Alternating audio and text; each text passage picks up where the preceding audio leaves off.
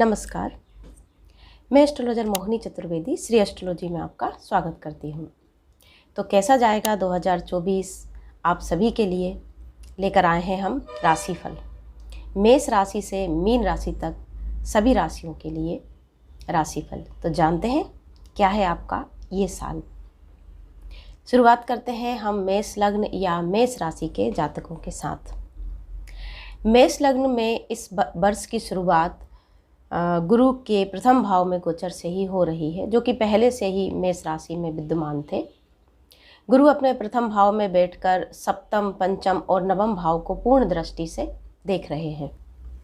गुरु की दृष्टि तो अमृत के समान होती ही है, ये सभी जानते हैं। ऐसी स्थिति में जब गुरु की दृष्टि 5वें भाव पर, 7वें भाव पर और 9वें भाव पर पड़ रही है, तो निश्चित रूप से आपको इस वर्ष शिक्षा में सफलता होती हुई नज़र आ रही है। अगर आप विवाह के योग्य हैं और विवाह के लिए प्रयासरत हैं, तो इस साल आपको अच्छे रिश्ते आने चाहिए और विवाह की संभावना बननी चाहिए। व्यापार के मामले में भी ये वर्ष आपके लिए अच्छा जाएगा। साथ ही ये वर्ष आपके लिए भाग्योदय के रूप में भी साबित होगा। ऐसी बहुत सी योजनाएं जिन्हें आप लंबे समय से बना रहे थे मगर अब तक वो फलीभूत नहीं हो पाई थी, ये वर्ष आपको निश्चित रूप से उसमें अच्छा फल देगा। राहु आपकी कुंडली में इस समय 12वें भाव में गोचर कर रहे हैं। 12वें भाव के राहु कभी कभी कुछ परेशानियां देते हैं। संभव है आपको नींद कम आने की दिक्कत हो, कि रात में आपको नींद प्रॉपर ना आए, आपको लगे कि मेरा नींद पहले से बहुत कम हो गया है। अगर ऐसा है तो आप राहु के बीज मंत्रों का जाप कर सकते हैं। इसके अतिरिक्त अच्छे फल प्राप्त करने के लिए आप शिव जी की आराधना करें। शनि आपके लाभ भाव में बैठकर आपके लग्न को पूर्ण दृष्टि से देख रहे हैं। शनि की दृष्टि, यूँ तो लाभ भाव में शनि का होना बुरा नहीं है, परंतु जब शनि की दृष्टि लग्न पर पड़ती है तो कुछ मानसिक तनावों की स्थिति बन जाती है। तो अगर मानसिक तनाव अधिक आ रहे हैं तब आप शिव जी की पूजा पर ध्यान दे सकते हैं। दूसरी राशि है हमारी वृषभ राशि या वृषभ लग्न। वृषभ लग्न में ये साल शनि का गोचर आपके 10वें स्थान से है, जो कि बहुत ही शुभ है। शनि जिस स्थान पर बैठते हैं और अपनी ही मूल त्रिकोण राशि में बैठे हैं तो उस स्थान की वृद्धि करते ही है। इस वर्ष आपको आपके करियर से रिलेटिव कुछ अच्छी संभावनाएं बनती हुई नज़र आ रही हैं। संभव है कि आपकी पदोन्नति हो जाए या आप जो मनचाहा कार्य बहुत लंबे समय से चाह रहे थे वो आपको मिल जाए। तो ये वर्ष वृषभ लग्न के लोगों के लिए अच्छा है। हाँ, आपको आपकी वाणी पर संयम रखने की सलाह दी जाती है, क्योंकि सूर्य और मंगल आपके अष्टम भाव में गोचर करते हुए पूर्ण दृष्टि से दूसरे भाव को देख रहे हैं। ऐसे में संभव है कि कभी आप बिना सोचे समझे बोल जाएं और आपके मित्रों के साथ आपकी कुछ अनबन हो जाए। धन के लिहाज से अगर आप व्यापार करते हैं तो ये वर्ष बहुत अच्छा होने वाला है। साथ ही आपको अचानक धन प्राप्ति के योग भी नज़र आ रहे हैं। अगर आप शेयर मार्केट से संबंधित कोई कार्य या ऐसे कोई कार्य जिनमें अचानक से धन प्राप्ति की संभावनाएं बनती हैं करते हैं तो निश्चित रूप से ये वर्ष आपके लिए अच्छा साबित होगा। तीसरा लग्न है हमारा मिथुन लग्न या मिथुन राशि। दोनों ही जातक इसे देख सकते हैं। मिथुन लग्न में ये वर्ष चंद्रमा और शनि का गोचर नवम और तीसरे स्थान से होने जा रहा है। गुरु आपके 11वें भाव में है। गुरु का 11वें भाव में गोचर होना अच्छा है। यूँ तो पंचम पर उनकी दृष्टि है, संतान प्राप्ति के लिए ये अच्छा समय है। साथ ही सप्तम पर दृष्टि है, नवम पर दृष्टि है। तो ऐसी स्थिति में मिथुन लग्न के लोगों के लिए स्थान परिवर्तन के योग बनते हुए दिख रहे हैं। अगर वह किसी बड़ी नौकरी के लिए प्रयासरत थे तो कुछ प्रयास करने से उन्हें सफलता मिल सकती है। अगर विदेश यात्रा के लिए इच्छुक थे या पढ़ने के लिए विदेश जाना चाहते हैं तब भी ये संभावना बन सकती है। राहु आपके 10वें भाव में गोचर कर रहे हैं। संभव है कि आप ये वर्ष बहुत व्यस्त रहें, परंतु यह राहु आपको अच्छा फल देकर ही जाएंगे। हाँ, पारिवारिक अशांति या पारिवारिक असंतोष की स्थिति मिथुन लग्न के लोगों के लिए बनती हुई दिखाई दे रही है। साथ ही माता के स्वास्थ्य पर ध्यान दें। केतु आपके 4th भाव में गोचर कर रहे हैं। संभव है माता को स्वास्थ्य से संबंधित कुछ परेशानियां हों। स्वास्थ्य का ध्यान रखने की ज़रूरत मिथुन लग्न के लोगों को भी है। अगली राशि है हमारी कर्क राशि या कर्क लग्न। कर्क लग्न में इस समय लग्ने स्वयं धन भाव में आकर विराजमान है। निश्चित रूप से धन के लिहाज से ये वर्ष बहुत ही शुभ साबित होने वाला है। वर्ष की शुरुआत में ही आपको धन संबंधी कुछ अच्छे समाचार मिलेंगे। अगर आप बहुत प्रयासरत थे किसी योजना से तो संभव है कि उस योजना से आपको धन प्राप्ति की संभावना बने। गुरु आपके भाव में ये वर्ष 10वें भाव में गोचर कर रहे हैं, जो कि मंगल की राशि में है। गुरु अपने मित्र की राशि में गोचर कर रहे हैं और आपके 10वें भाव में यानी आपके करियर के भाव में है। तो आपको करियर में कुछ ऊंचाइयों की प्राप्ति निश्चित रूप से होगी। अभी शुरुआत के कुछ समय तक गुरु पर शनि की दृष्टि है, जो कि अप्रैल मई के बाद आपको उसमें राहत मिलेगी, परंतु फिर भी आपको अपने प्रयासों में सफलता मिलती हुई नज़र आ रही है। संतान से किसी शुभ समाचार की स्थिति दिखती है। अगर संतान विवाह योग्य है तो उसका विवाह हो सकता है। संतान अगर किसी प्रतियोगी परीक्षा में बैठने जा रही है तो उसे सफलता मिलती हुई नज़र आ रही है। ऐसे में कर्क लग्न के लोगों के लिए ये वर्ष धन संबंधी मामलों के लिए, खुशखबरी के लिए अच्छा है। हाँ, सेहत के लिहाज से कर्क राशि और कर्क लग्न के लोगों को सतर्क रहना चाहिए। यहाँ पे शनि आपके अष्टम में और सूर्य मंगल आपके 6ठे भाव में गोचर कर रहे हैं। आपको स्वास्थ्य में या पेट के निचले हिस्सों के रोग होने की संभावनाएं बन सकती हैं। वाणी पे संयम रखने की सलाह कर्क लग्न के लोगों को भी दी जाती है, क्योंकि शनि इस समय पूर्ण दृष्टि से दूसरे भाव को देख रहे हैं। ऐसे में भय संभव है कि आपको अति सत्यवादी बना दें और आप सही गलत जगह देखे बिना कुछ भी बोल दें। तो वाणी पर संयम रखें। ये शनि आपको धन प्राप्ति का योग इस तरह से बनता हुआ दिखाई दे रहा है कि अगर कोई वसीयत आपको मिलने वाली थी या आपका कोई ऐसा कोर्ट केस था जहाँ से आपको अपनी प्रॉपर्टी मिलने की संभावना थी, तो वो मिल सकती है। अगली राशि या लग्न है हमारा सिंह लग्न। सिंह लग्न में गोचर चंद्रमा का प्रथम भाव में है, शनि का सप्तम में है। शनि सप्तम भाव में जब गोचर करते हैं तो वैवाहिक जीवन में कुछ नीरसता दिखाई देती है, परंतु व्यापार के लिहाज से ये उत्तम समय होता है। यूं तो सिंह लग्न के लोगों के लिए ये वर्ष बहुत ही अच्छा है, क्योंकि गुरु आपके 9वें भाव में गोचर कर रहे हैं, लग्नेश आपके 5वें भाव में गोचर कर रहे हैं। तो अगर आप शिक्षा के मामले में जानना चाहें तो ये वर्ष बहुत शुभ है। प्रेम संबंधों के लिए भी ये साल अच्छा है। गुरु आपके 9वें भाव में है, आपके भाग्य उदय का समय है। तो निश्चित रूप से सिंह लग्न के लोगों के लिए हम इस समय को बहुत अच्छा कहेंगे। राहु आपके अष्टम में गोचर कर रहे हैं। अगर आप किसी रिसर्च में जाना चाहते हैं या किसी बड़ी डिग्री की पढ़ाई कर रहे हैं तो ये वर्ष आपको सफलता का होना चाहिए। इस वर्ष में आपको सफलता मिलनी ही चाहिए। पारिवारिक जीवन में कुछ समस्याएं नज़र आ रही हैं, क्योंकि शनि का गोचर सप्तम में है, तो वैवाहिक जीवन में कुछ नीरसता रह सकती है। अगली राशि है हमारी कन्या राशि या कन्या लग्न। कन्या लग्न वालों को ये वर्ष हम मिला जुला ही कहेंगे, क्योंकि बहुत लाभ होते हुए अप्रैल मई तक नज़र नहीं आ रहे हैं। इस वर्ष केतु आपके प्रथम भाव में गोचर कर रहे हैं। आपके मन में असंतुष्टि का भाव बड़ा चढ़ा रहेगा। आपको ऐसा लगेगा कि आप इतनी योजनाएं बनाते हैं, इतना प्रयास करते हैं, फिर भी वह योजना है पूरी तरह से सफल नहीं होती हैं, या अचानक से ही आपका मन चीज़ों के बदलाव की तरफ जाएगा। आप अपने जीवन साथी को इग्नोर कर सकते हैं। तो ऐसे में पारिवारिक जीवन में समस्याएं हो सकती हैं। आपको सलाह दी जाती है कि आप अपने जीवन साथी के साथ समय व्यतीत करें और अपने मन में आने वाले भ्रमों से दूर रहें।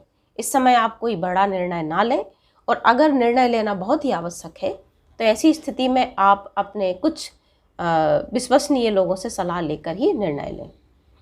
शनि का गोचर आपके 6ठे भाव में है, जो अगर आप किसी रोग से ग्रस्त थे तो शनि इस वर्ष आपको उपचार के दौरान उसमें राहत दिलाते हुए नजर आ रहे हैं। सूर्य और मंगल 4th भाव में है। पारिवारिक जीवन में फिर से वही तनाव की स्थिति या बहस की स्थिति बन सकती है, तो वहाँ आपको ध्यान रखने की ज़रूरत है। ओवरऑल इसे हम मिला जुला ही कहेंगे। अप्रैल मई के बाद आपकी योजनाएं बेहतर होती हुई दिखाई दे रही हैं। विवाह के लिए भी अभी कन्या लग्न के लोगों के लिए बहुत उचित समय नहीं दिखाई देता। अगला लग्न है हमारा तुला लग्न। तुला लग्न या तुला राशि विवाह के लिए सबसे उत्तम वर्ष 2024 है। जो भी लोग विवाह के योग्य हैं या विवाह के लिए प्रयासरत हैं, तो निश्चित रूप से उन्हें अप्रैल मई तक इसमें सफलता मिल सकती है। विवाह के लिए हम गोचर से देखते हैं, परंतु इसके लिए हमें कुंडली का भी ध्यान करना बहुत ज़रूरी होता है।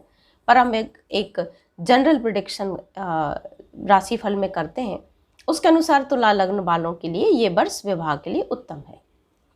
शनि आपके पंचम भाव में गोचर कर रहे हैं। आपको शिक्षा के क्षेत्र में भी सफलता मिलती हुई नजर आ रही है। साथ ही राहु आपके छठे भाव में है। इस समय कोई भी आपको बड़ा नुकसान नहीं पहुंचा सकता। राहु आपको पूरी तरह से यहाँ प्रोटेक्ट करते हुए दिख रहे हैं। धन के लिहाज से भी तुला लग्न वालों के लिए ये वर्ष उत्तम साबित होगा। वृश्चिक लग्न या वृश्चिक राशि वृश्चिक वालों के लिए, जो कि हमेशा ही एक बात होती है कि वृश्चिक वाले बहुत ही हर बात को मन से सोचने वाले होते हैं। तो इस वर्ष की शुरुआत में शनि आपके चतुर्थ भाव में है। ऐसे में आपके घर बनने का, वाहन प्राप्ति का बहुत उत्तम योग दिखाई दे रहा है, या आपके घर में मरम्मत हो सकती है। शनि जिस भाव में बैठते हैं उस भाव को जागृत कर देते हैं। उस भाव से संबंधित कुछ अच्छे फल निश्चित रूप से मिलते हैं। सूर्य और मंगल आपके दूसरे भाव में हैं। आपको पारिवारिक जीवन में कुछ समस्याएं या तनाव दिखाई दे सकता है। राहु आपके पंचम में है। आपको स्वास्थ्य का ध्यान रखना चाहिए। पेट संबंधी रोग होने की संभावनाएं बन सकती हैं। यूं तो वृश्चिक लग्न के लिए ये समय अच्छा ही है। आप अपनी माता की सेवा करें। माता से संबंधित अगर माता का आशीर्वाद आपको प्राप्त है तो ये वर्ष बहुत आसानी से गुजर जाएगा। हाँ, आपके लिए भी ये सलाह दी जाती है कि धन संबंधी निर्णय आप विश्वसनीय लोगों से सलाह लेकर ही करें, वरना इसमें आपको नुकसान हो सकता है। अगली लग्न है हमारी धनु लग्न या धनु राशि। धनु लग्न में ये वर्ष राहु चतुर्थ भाव में गोचर कर रहे हैं और शनि हमारे तृतीय भाव में।